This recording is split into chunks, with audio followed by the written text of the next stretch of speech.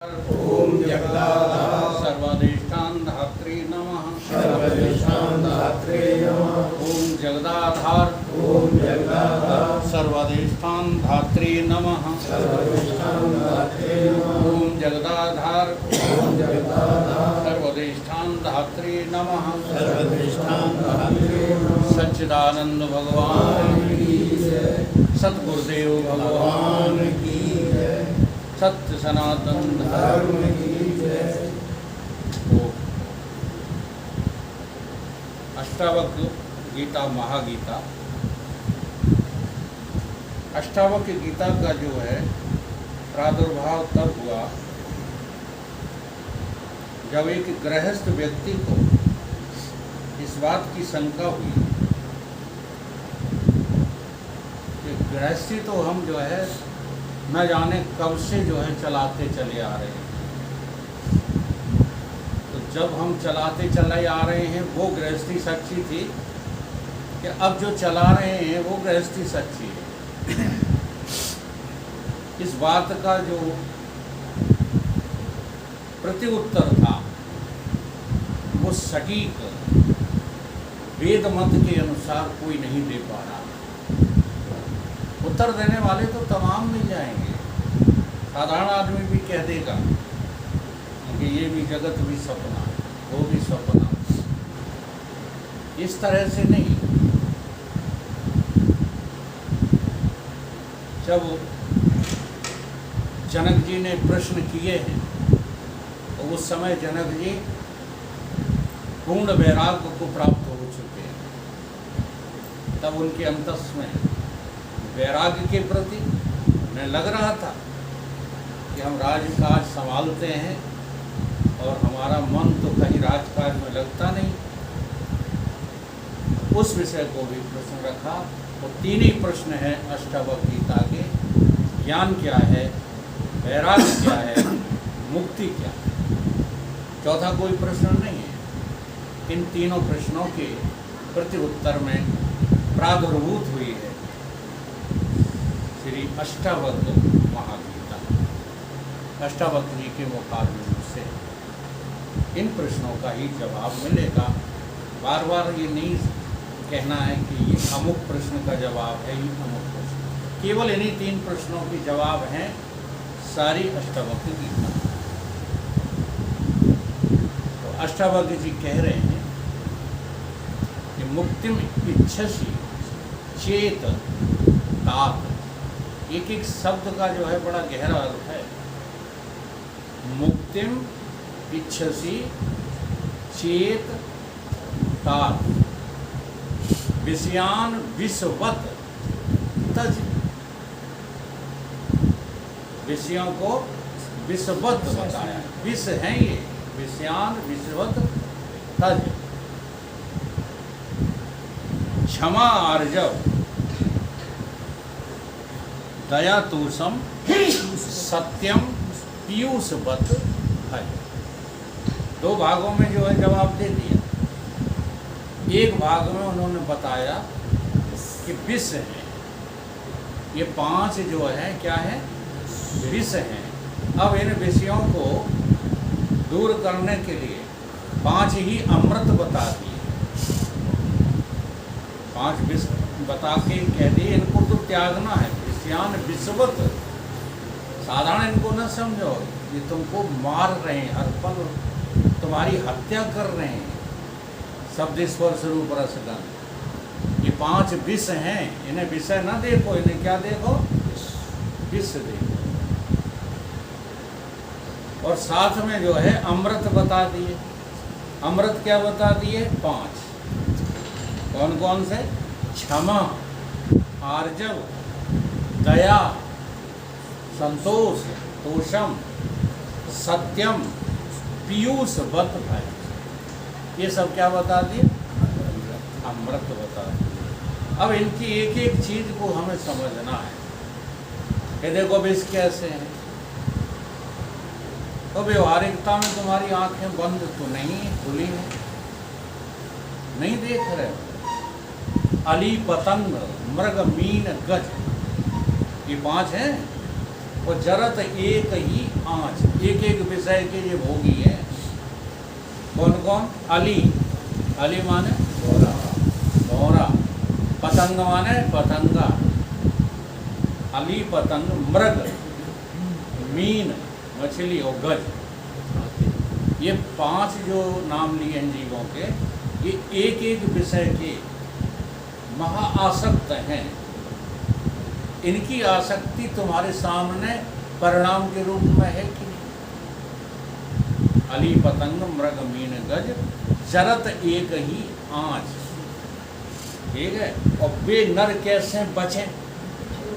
जिनको लागे तुम कैसे बच जाओगे? जब ये मारे जाते हैं एक एक में, तब तुम कैसे बच जाओगे? इसलिए इनको विषयों को इतनी मान्यता मत दे कि 24 घंटे उसी में लगे। इसलिए काफ़ी प्रश्न किए गए हैं इसमें। वो शिष्य और गुरु का वार्तालाप है, वो जनक जी का, अष्टावक्र जी का नहीं। प्रश्न ये खड़ा होता है तो क्या हम देखना, सुनना, चखना, सूंघना, रस लेना बंद कर दें? आप तजने के लिए कह रहे हो तो आँख खुली है तो दृश्य तो दिखाई, रूप तो दिखाई देगा। कान हमारा यदि बहरा नहीं हुआ है तो शब्द तो पकड़ में आएगा है? अब दीवार से नहीं, फूल से नहीं, तो दीवार से तो छुएंगे। मान लो हम बैराग कर लें फूल से, अब जमीन पर तो बैठोगे तो स्पर्श इंद्रिय तो काम कर रही है। तो इसके लिए कहा नहीं, आपको खाना पीना, देखना, सुनना ये कुछ भी बंद नहीं करना है, बल्कि इनके जो धर्म हैं, सो रहे होगा बैठे बैठे जो सो लिया वैसे ही सुन रहे थे। इनके जो धर्म हैं उनमें आसक्त नहीं होना। रूप के मोही तो केवल गोरे चाम को देखे। रूप देखा कोई गलती बात नहीं, लेकिन उसका त्याग क्या है? तो भगवान कृष्ण ने एक जो है सूत्र दिया है, इंद्रियां अर्थेषु वैराग्यम, अहंकार एव च जन्म मृत्यु जरा व्याधि दुख दोषान दर्शनम। ये रूप जो दिखा तुम्हें, इसमें तुरंत दुख रूप देखो। तुम क्या देखते हो? सुख रूप। ये मेथड है विष से बचने का।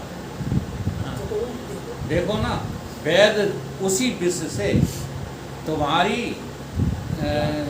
जाने कौन कौन सी बीमारियों को ठीक कर देता, सांप के जहर से। आपको आश्चर्य जो है होगा सुन करके कि होम्योपैथिक दवाइयाँ सभी की सभी जो विष युक्त जो है जंतु हैं उनकी निचोड़ से बनाई जाती है होम्योपैथी दवा। यहाँ तक कि सांप के विष से भी होम्योपैथी की दवा बन रही है, बिच्छू के डंक से बन रही है, मक्खियों के डंक से बन रही है, और तुमको ठीक कर देते हैं। इतनी इफेक्टिव होती हैं। अगर बीमारी का लक्षण मिल जाए होम्योपैथी में तो भाई साहब 1 सेकंड नहीं लगता बीमारी ठीक होने। ये देवेंद्र हमारे प्रमाण बैठे हैं, इन्होंने जाने कितनी बार ऑपरेशन थोड़े का कराया, जाने कितनी एलोपैथी दवा खाई, इंजेक्शन पक गया था। हाँ, अब वो नहीं तो जाने कितनी दवा खाई, और उन्होंने केवल 1 खुराक दी, फिर वो रिपीट करते हैं। वो तो नकली गोलियां होती हैं। होम्योपैथी की वास्तविक दवा तो एक ही बार दी जाती है, ये रहस्य है होम्योपैथी का। बाकी वो गोली में नाटक करते रहते हैं, ये बूंदें टपकाई, वे बूंदें टपकाई, ये सब स्वांग करते हैं। वो मूल दवा एक ही बार दी जाती है और तुम्हारे मर्ज को समन कर देती नहीं। तो उन्होंने विश्व में क्या देख लिया? दुख। हाँ, दुख का त्याग और सुख की पकड़। और इसी तरह से हम पांचों जो है विषयों को विश्व रूप देख करके तज सकते। रूप दिखाई दे तो चमड़ी न देखो, उसके भीतर घुस जाओ, खून देखो, पीव देखो, रोमे देखो, गंदगी देखो, देखो घृणा होती है कि नहीं, देखो तजते हो कि नहीं। ऐसे ही शब्द सुनाई दिया तो शब्द की मधुरता न देखो, शब्द की कटुता न देखो, शब्द का सार पकड़ो।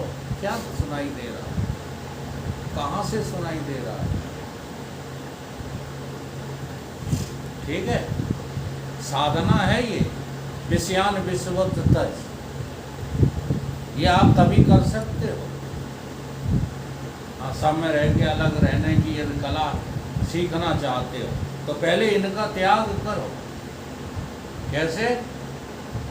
विष समान समझ कर त्याग करो। अच्छा, रस किसको अच्छा नहीं लगता? अज्ञानी को तो जो है मिठाई अच्छी नहीं लगती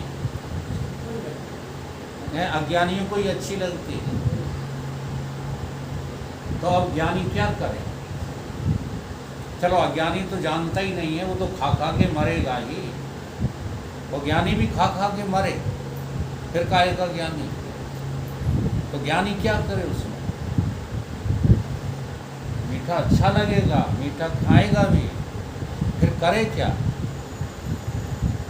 बताओ, नहीं समझ में आता ना।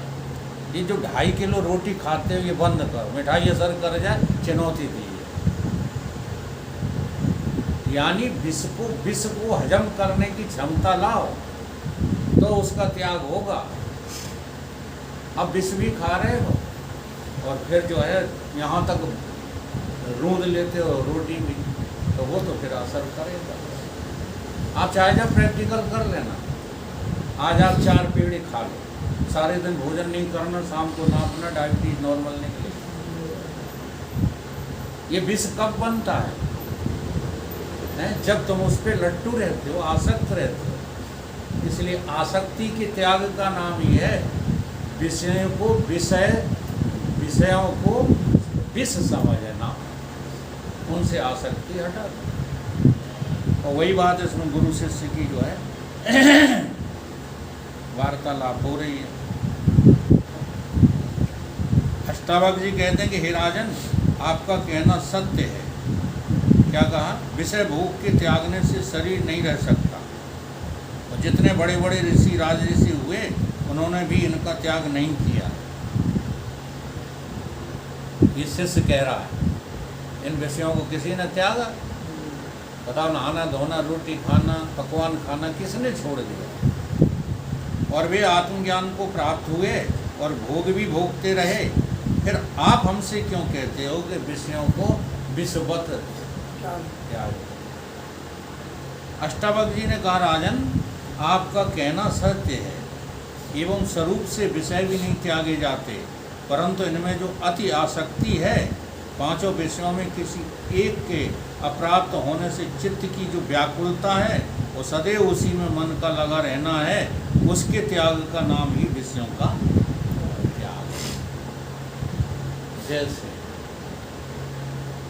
रुपया हमारी जिंदगी है, तो रुपए जब आते दिखते हैं तो मन प्रसन्न हो जाता है। और रुपया जब किसी चीज़ में व्यर्थ में जाते दिखते हैं तो मन कैसा हो जाता है? अप्रसन्न हो जाता है। अब बीच में जो मन की प्रसन्नता अप्रसन्नता है, उसको तुम समझ लो, तो क्या रुपया तुम्हें सुखी दुखी करेगा? बात ये है। यही भगवान ने समझाया गीता में कि खाली इंद्रियों को समेट लेने से तुम विषयों के त्यागी नहीं हो पाओगे। अगर विषयों का त्याग करना है तो ये जो विषयों के ऊपर की 6वीं इंद्री है, इस पर कंट्रोल करो। और इस पे जो कंट्रोल करता है उसी का नाम क्या है? मनुष्य। मनस्य अमनि भावे स मनुष्य। हर कोई व्यक्ति मनुष्य नहीं है। कौन है मनुष्य? अपने मन को अमन बना। मन अमन हो गया तो विष जो समान जो विषय थे वो हमको मार पाएंगे? अभी ये रहस्य पता ही नहीं है। तो तुम्हारा तन जो है गुलाब की तरह क्यों खिलता है? क्योंकि आपका मन प्रसन्न रहता है। अगर मन किसी का जो है अप्रसन्न हो जाए, मन ग्रसित हो जाए किसी चीज़ से, तो तन अपने आप सूखने लगता। फिर खूब चाहे तो उन्हें सेव खिलाना, चाहे रबड़ी खिलाना, ये अपने आप सूखने लगता है। तो मन के आश्रित तन है, ठीक है।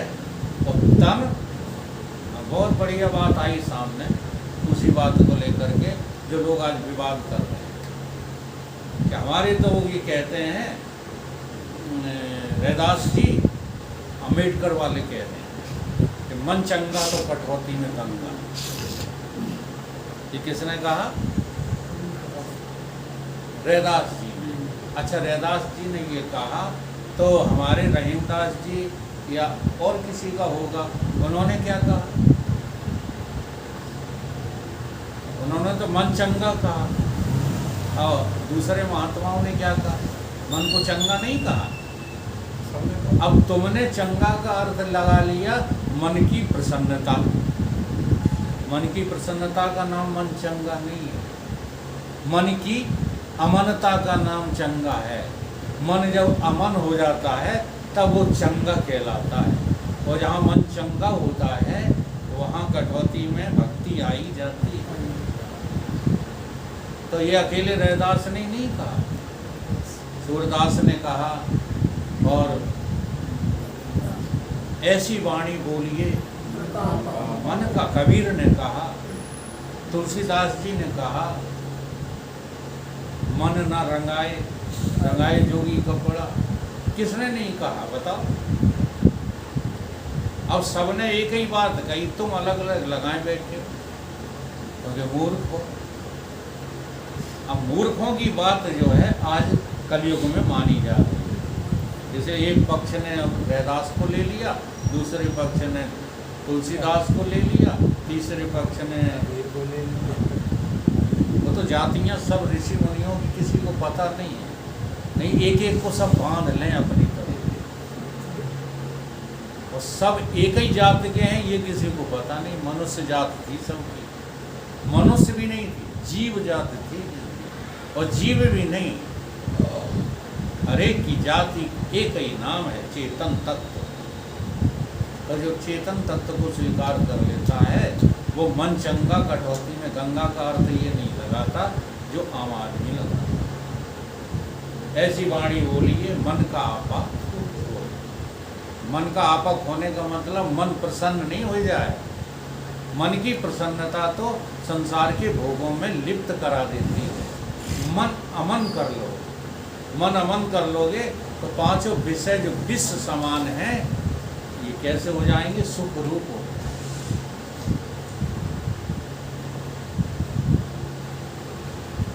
प्रारब्ध भोग से जो प्राप्त होता है उसी में संतुष्ट होना, कभी कोई लोलुपता नहीं रखना। रुपया में, पैसा में, कीर्ति में, इनमें लोलुपता नहीं। इसमें बहुत बड़ी भूल है, वो सब अपने आप चल रहा है।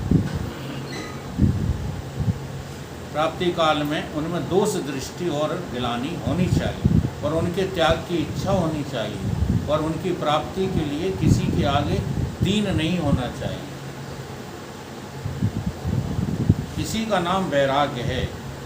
जनक जी ने वैराग्य के विषय में प्रश्न किया था। हे भगवान, संसार में नग्न रहने वालों को तथा भिक्षा मांगकर खाने वालों को लोग वैराग्यवान कहते हैं और उसमें जड़ भरत आदि के दृष्टांत प्रस्तुत करते हैं। आपके कथन से लोगों का कथन विरुद्ध हो रहा है। संसार में मूढ़ बुद्धि वाले हैं, वे ही नग्न रहने वालों और मांग कर खाने वालों को वैराग्यवान जानते हैं। कौन है वो? मूढ़ बुद्धि वाले। और नंगों से कान फुकवाकर उनके पशु बन जाते हैं। परंतु युक्ति और प्रमाण से ये वार्ता बिल्कुल विरुद्ध है।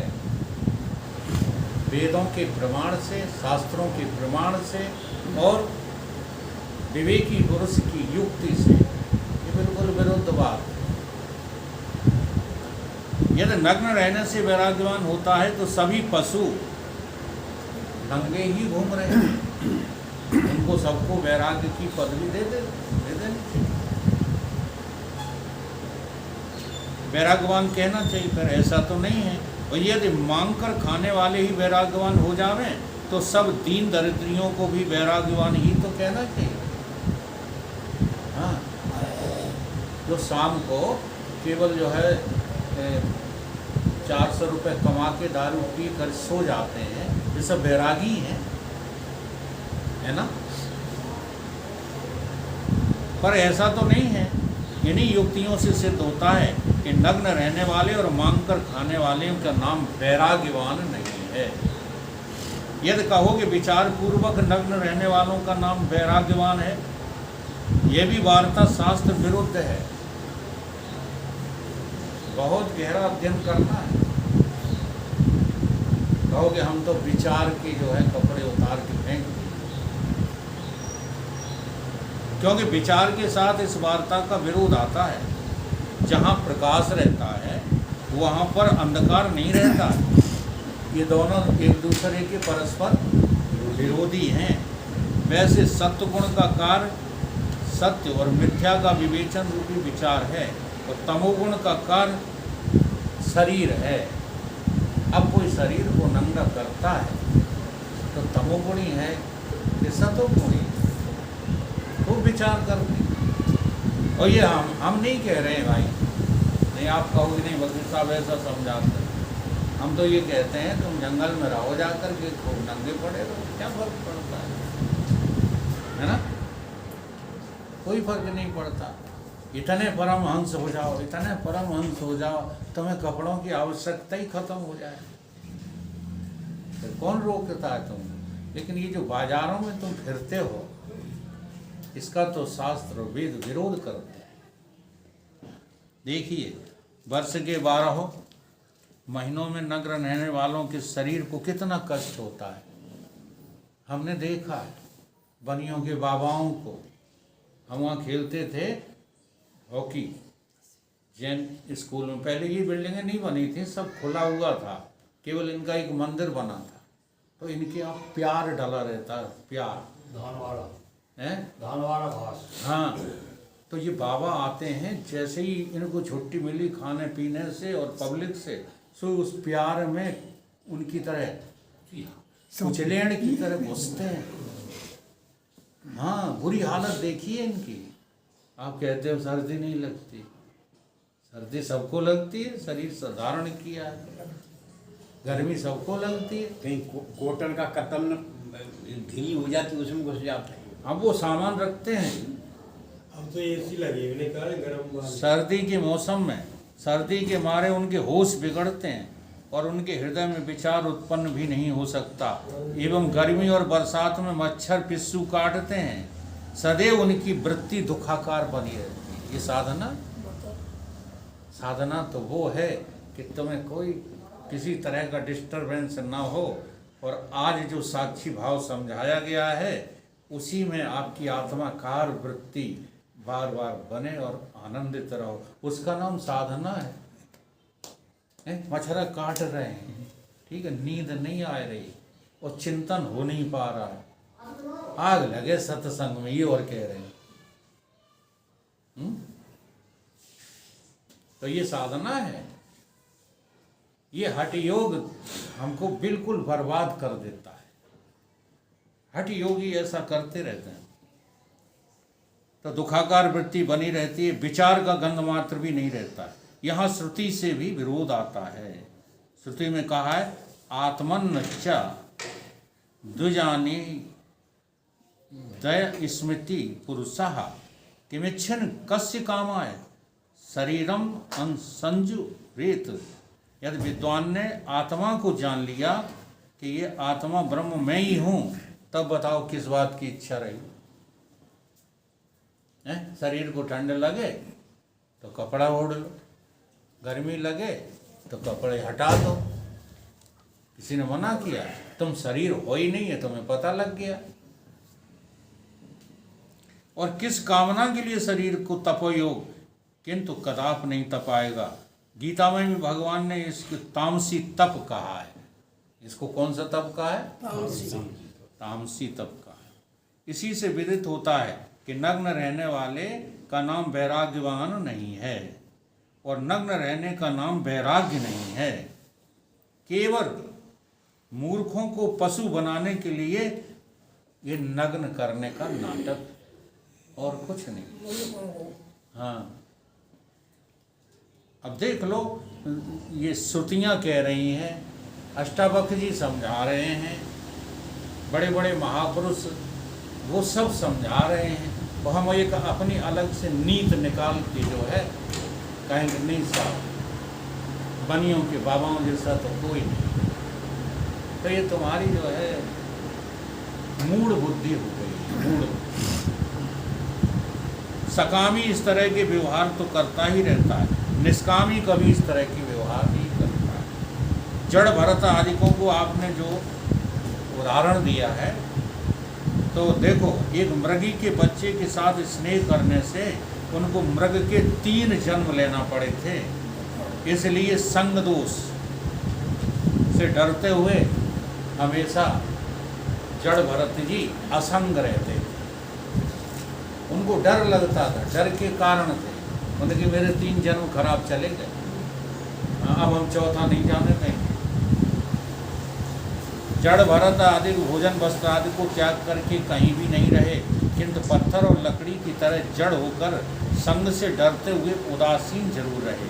जब तक देह के साथ आत्मा का तादात्म्य अभ्यास बना है, तब तक तो नग्न रहना दुख का और मूर्खता का ही कारण है, ये साधना नहीं। और सिद्ध पुरुष की बात मत करो। सिद्ध पुरुष कपड़े पे कपड़ा पहने हो तो उसका कुछ नहीं बिगड़ता, और सारे जो है कपड़े उतार के फेंक दिए उसने तो उसका कुछ नहीं बिगड़ता। क्यों? क्योंकि वो किसी काल में शरीर है ही, यानी घोर घनाकार ब्रह्माकार वृत्ति हो जाती है, उनको 1 सेकंड भी शरीर रहना ही नहीं है। ऐसे लोगों को किसी भी हालत में आप देख सकते हैं। अब जो है ये तो हो गया पहला वाला चैप्टर, 5 विषय जो थे उनको विष समझ करके क्या। आज भी तुम जहाँ हो वहाँ सच्ची बात बोल दो तो व्यवहार को त्याग दो, क्योंकि व्यवहार करोगे तो विषय भोगना पड़ेगा। इसलिए जो है भोला बाबा ने बहुत सरल वेदांत छंदावली लिखी कि व्यवहार को छूट कर दो, परिवार को छूट कर दो, संगति को छूट कर दो, इनमें कोई सच्चाई नहीं। तो एक तो आप पक्षपात रहित हो जाएंगे। जैसे हमारे कोई घर का आदमी है, हमारा रिश्तेदार है, फिर वो कितनी भी झूठी तर्क कर रहा है, हम उसके समर्थक हो जाते हैं। हमसे 20 साल पढ़े, उसका कोई असर नहीं हुआ। तो हमारे जीजा आए गए, वे रामायण के ज्ञाता हैं, और उनने जीजा ने आए के जो है वकील साहब को हरा दिया। कहीं को हमें तो चौपाई याद नहीं है, तो डंका पीट दिया। वो बड़े वेदांती थे, हमारे जीजा से हार गए। ऐसा नहीं है, वे वैसे ही जीजी आए रहे हैं, चौपाइयाँ रट रट करके, वैसे लोग रट रट करके। सच्चाई कुछ और है। सच्चाई यही है कि तुम्हारा आज तक किसी भी देह से संग नहीं हुआ है। क्या ऐसा लगने लगा तुम्हें? अगर नहीं लगता है तो ये श्लोक और चौपाइयाँ तुमको तारेंगे नहीं, ये तो मार देंगे, ये तारने वाले नहीं। तो दूसरा चैप्टर क्या है? अमृत भी 5 ही बताए अष्टावक्र। कौन कौन